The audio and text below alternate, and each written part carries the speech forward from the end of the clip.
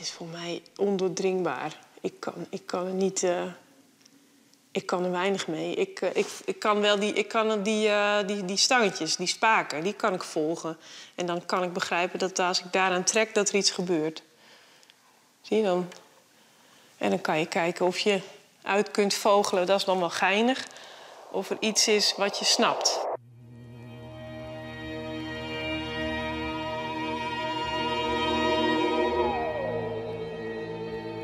Is het een kunstwerk?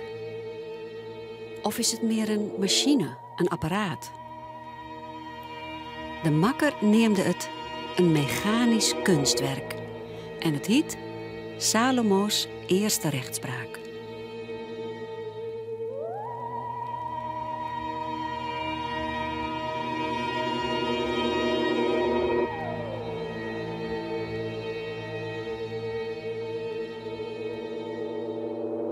Fjouwer jaar werkte hij erom.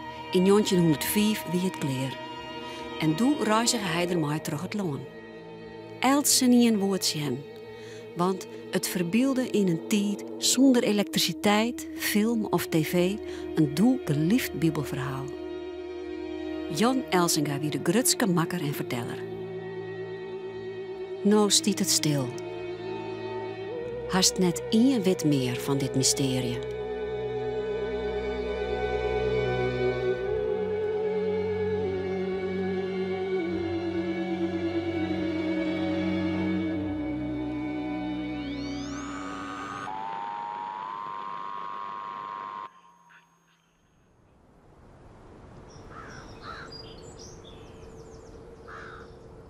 ...1882, dat is lang lien. Het plak dat je binnen worden en de sociale klasse... wie het doel alles bepalend van je mogelijkheden en je toekomst. Voor Jan Elsinga wie dat semar. Hier is hij binnen en hier werkte hij als jongeman aan zijn grote droom.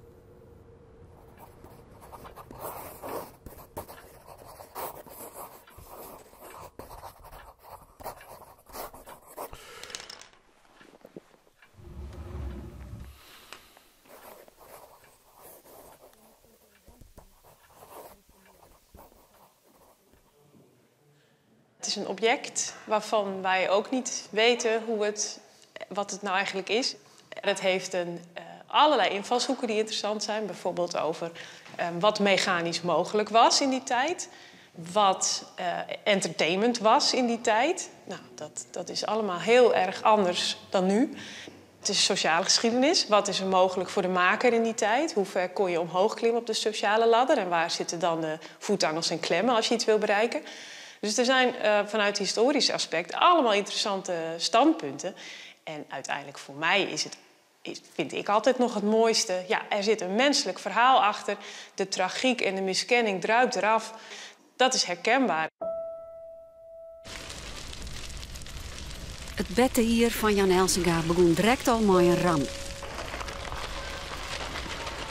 De moene die het dwarp van Mool en dus ook van duistig breer voor zich brandde aan. Hij werd direct herbouwd.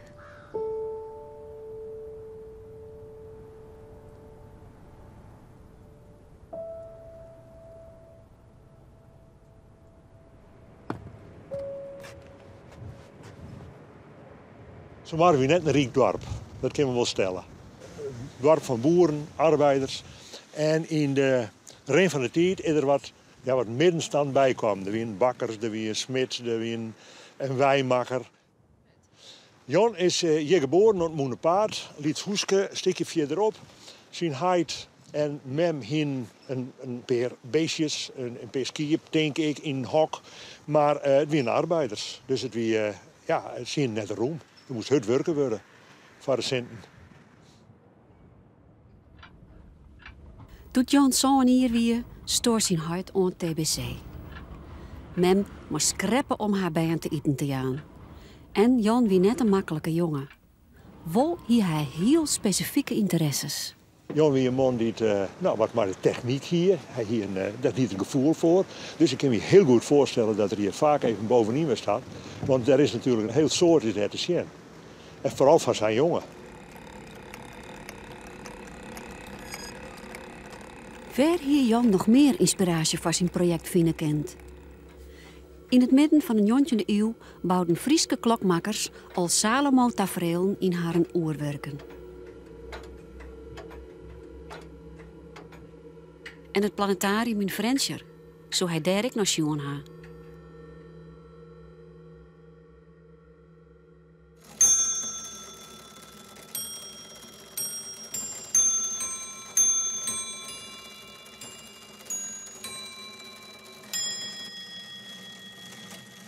Apparaten met figuren die het zelfstandig bewegen, waren honderden jaren lien al maken.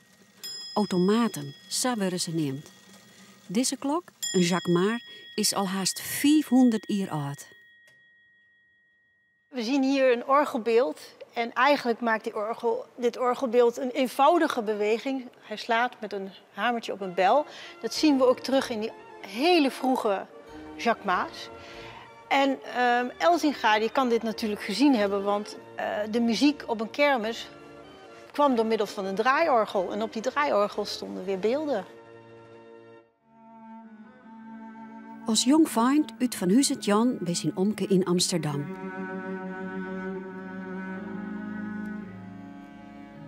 Hij keep het een kaartje voor het Panopticum, het Wassenbeeldenmuseum. Het zou zo wezen dat hij hier een tafereel van Salomo's rechtspraak zit en dat de gelovige Jan nou dit verhaal te leven brengen wil.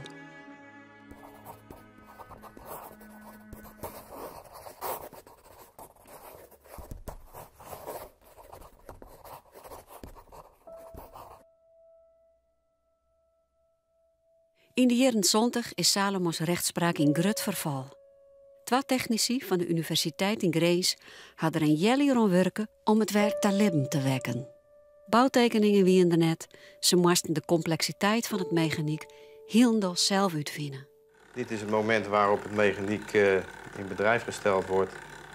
Op dit moment zien we inderdaad koning Salomo zijn gebaren te tekenen dat hij spreekt.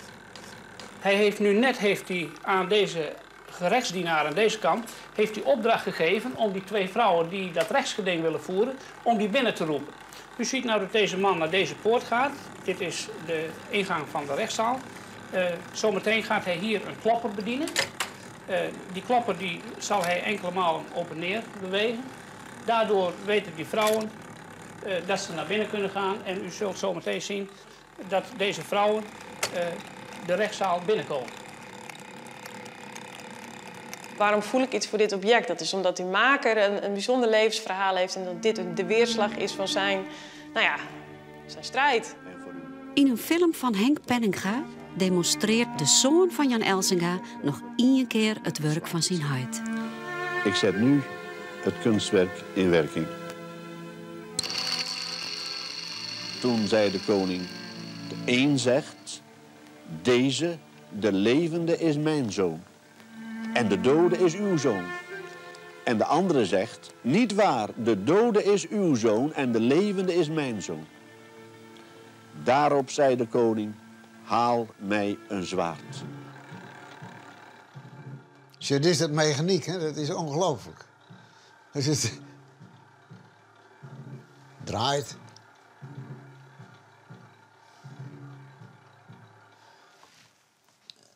Het is net gekunsteld. Het had een zekere primitiviteit. Het is primitief. Ik bedoel, die popkes, ja, dat zijn nog net de mooiste popkes die je kennen. En het hier, wat er is, dat schijnt van cement te wezen. Dus het is een bij elkaar geraapt zootje, zullen we zeggen. Maar het is wel wier, het is wel echt. En dat vind ik heel erg te waarderen. Ik vind het nog steeds ontroerend. En het werkt. En het drama werkt. Nou, dat is al 99% van het hele gebeuren.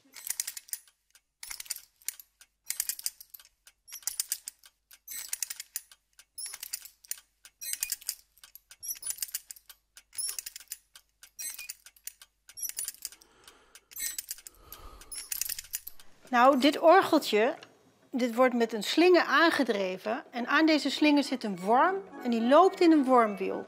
En dat maakt dat ik heel mooi, zonder haperen, de boel mooi kan laten draaien, zodat de muziek mooi klinkt. Het wordt al rond 1600 toegepast. Dus het is een heel oud mechaniek wat mooi dingen kan laten verlopen. We zien hier aan de voorzijde een wagentje. Een halve slotmoer die grijpt in een schroefspindel die we hier voor aan het mechaniek geplaatst zien. Deze schroefspindel die wordt de hele voorstelling in bedrijf gehouden, zodat dit wagentje wordt aangedreven.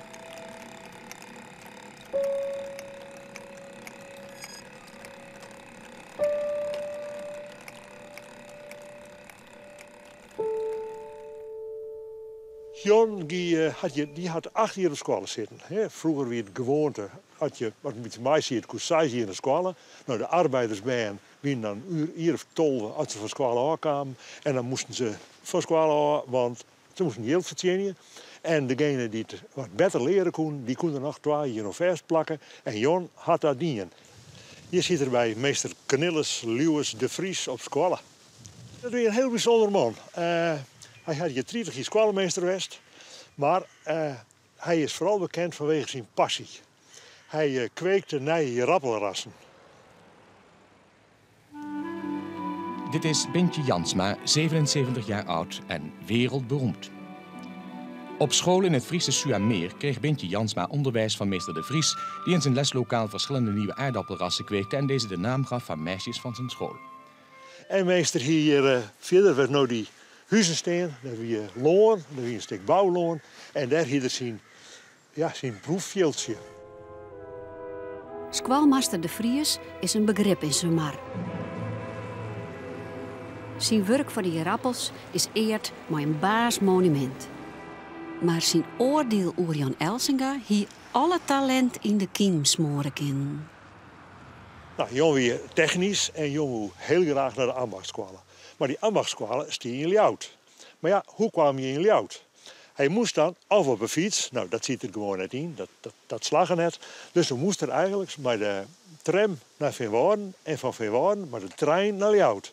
Alleen de familie hier net zoveel centen om handen, dus hij moest op een andere manier onjild komen. Nou, dat weer heel dreig. Dus toen had er het lef om een brief te schrijven aan koningin Wilhelmina.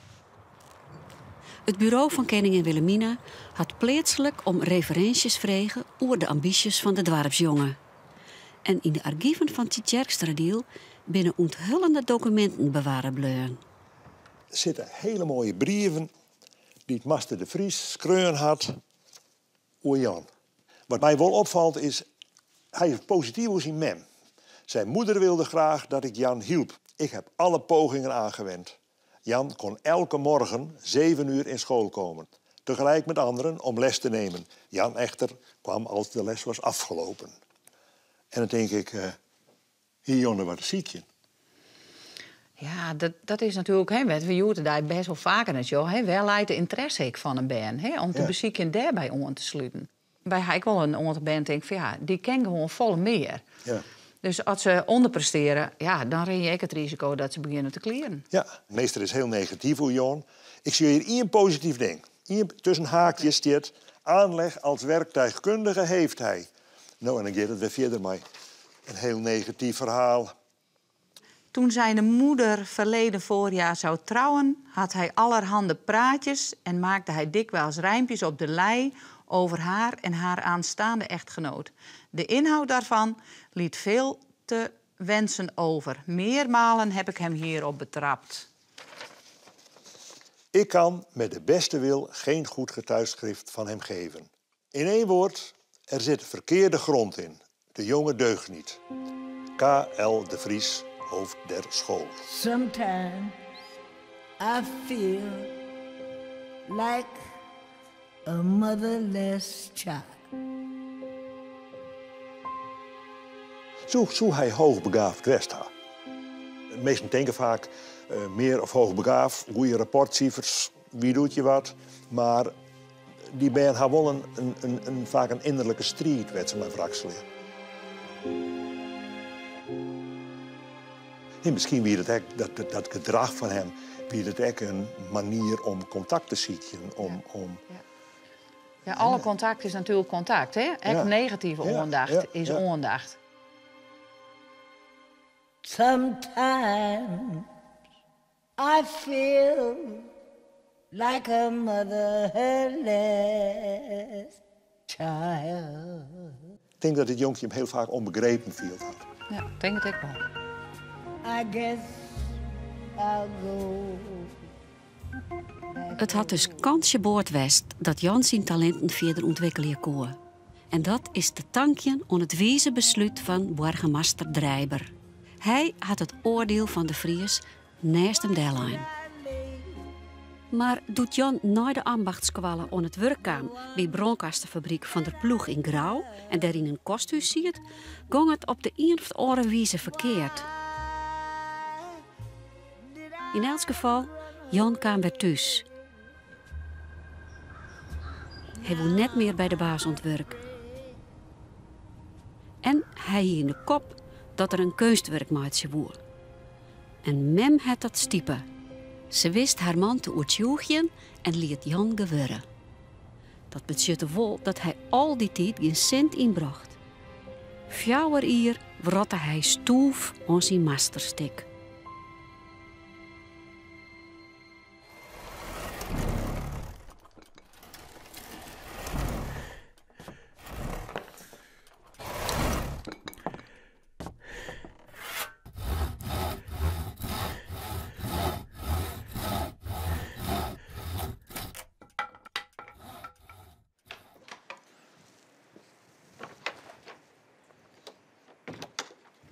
Kunstenaar Gerrit Terpstra herkent wel wat van het leven en de strijd van Jan Elsinga. Ze leren wie op een legere squallen van mij net wat ze nou misschien nemen, dyslectisch werden zo of zo. Maar taal, dat slagen net. Dus LTS, dat wie voor mij al een openbaring. Want daar mocht ik op IS, waar ik gewoon waardeerd ben. Verschillende docenten, de leerkrachten. In de jaren 90 maakte hij werk dat Jan Elsinga en zijn automaat als uitgangspunt had. En Salomon, maar dit 2 vrouwen erbij. En dit is uiteindelijk de elementen die daar een rol in spelen. In het midden het krachtige portret.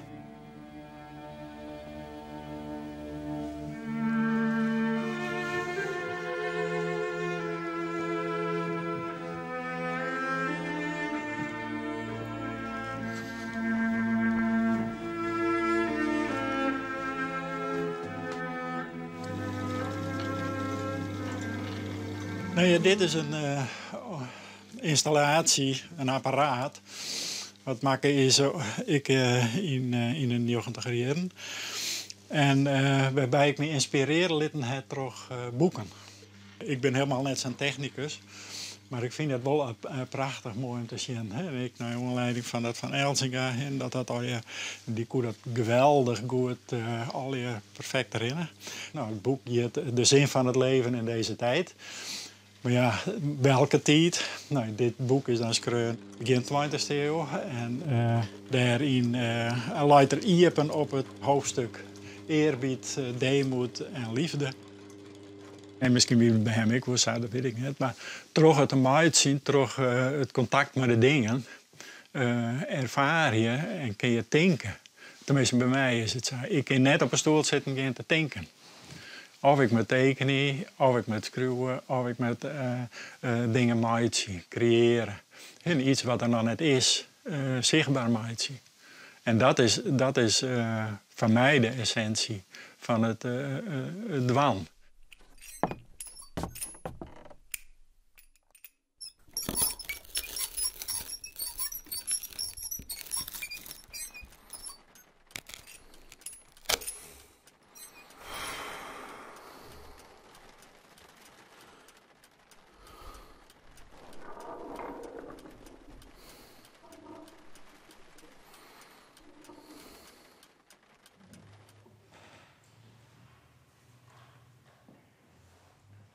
Hierachter zit de smederij. En het kan haast net missen. Of hij is hier ook wel eens even binnen geweest. Om aan de smid te vragen. Een stukje triet of een stukje afval, metaalafval. Wat er naar mij nemen mocht naar Hoesta. Om te broeken van zijn werk. Nou, die smid had hem vast wel eens even geholpen, maar die had vast wel eens even verteld hoe er in en oor omboegen moest of verboegen moest, of een tand reed maatje moest.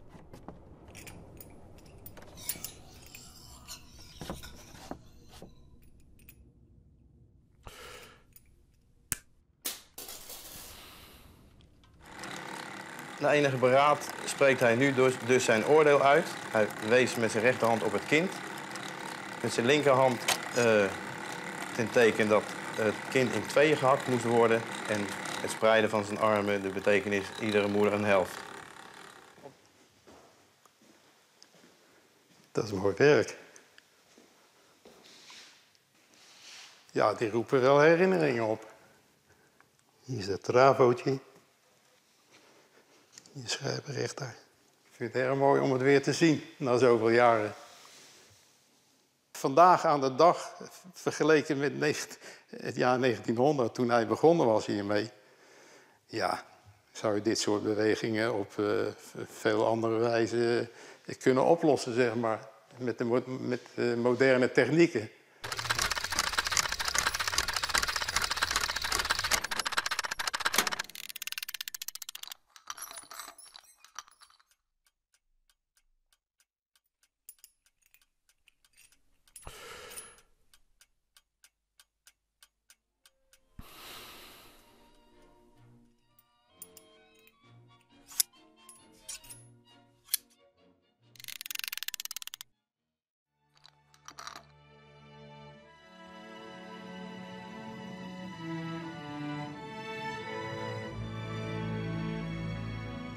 De scherprechter gaat nu het vonnis van de koning uitvoeren. Hij grijpt met zijn linkerhand het kind, heeft zijn rechterhand met het zwaard omhoog om het kind in tweeën te snijden.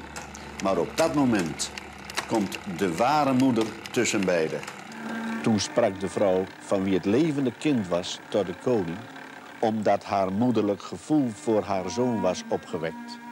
Zij zei dan, met uw verlof, mijn heer, geef haar het levende kind, maar dood het in geen geval. Doch de andere zei, het zal nog van mij, nog van u zijn. Snij door.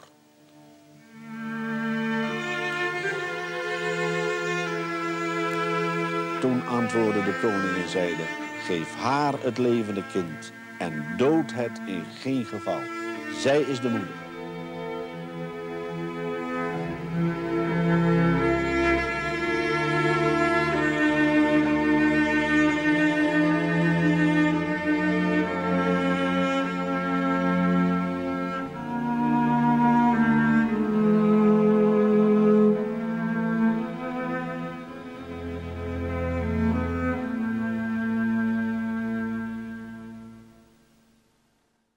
Hij gaat daarna ook met dit kunstwerk de boer op. Nou, hij wil het zien laten. Zo, dit is het drama. Het is geen evangelist. Die het geloof verkeep je wel. Iedereen uit het dorp wil het wonderwerk van Jan Messiensje zien. Al redelijk gauw is het huisje aan het moederpaard te Lieds. Hij verhuist ermee naar het dorpscafé. Met honderden stremende mensen daar. En van een kwartje mocht dus het apparaat bezien. En dan vreeg je toch al, zo moest er een kwartje voor gaan, hè? Ik weet het net. Er volgt een tournee door de provincie en daarna verder het land in. Wilhelmina blijft bij een bezitten in 1905 onljouwerd steen bij Jan zijn kunstwerk. Zij had ambities van deze dwarpsjonge type en zocht nou maar eigen hoe dat uitpakt is. Het zal een triomf geweest zijn, denk ik. Dat hij kon laten zien wat hij echt kon, waar zijn talent lag. Ik denk dat het echt een vervullend moment is geweest. Maar het gaat een keer goed mis. De kisten van de reisbaar maakt een giesel van het perron of van de trein. Een ier dacht Jan erover om de zaak weer onder praat te krijgen. En hij verliest haast al zijn heer. Nadat hij dit gemaakt had, heeft hij een automatische bladomslager gemaakt. Waarbij het mogelijk is om, wanneer men van deze bladomslager gebruik maakt, hem op de piano, op het orgel zet, men de bladen om kan slaan zonder dat de handen van de toetsen worden gehaald. De bladomslaander wie geen succes.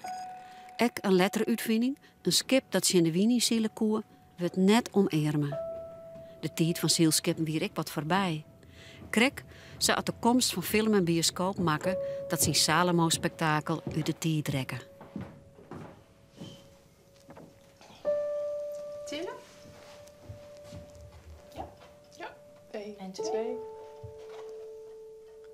Ja, dat zie ik wel vaker. Ik wil het in orde, maar je moet ook een beetje mazzelen. Je moet met je uitvindingen dat moet maar correct passen in de tijd. Ja, hij wilde wel zijn geld maar verdienen in zijn breed, maar dat was net een hoofddoel. Nou, hij wil dingen maken die werken. Ja, maar hij was natuurlijk helemaal niet commercieel. Dat hoorde ook bij zijn aard van karakter. It must be nice to disappear, to have a vanishing act, to always be looking forward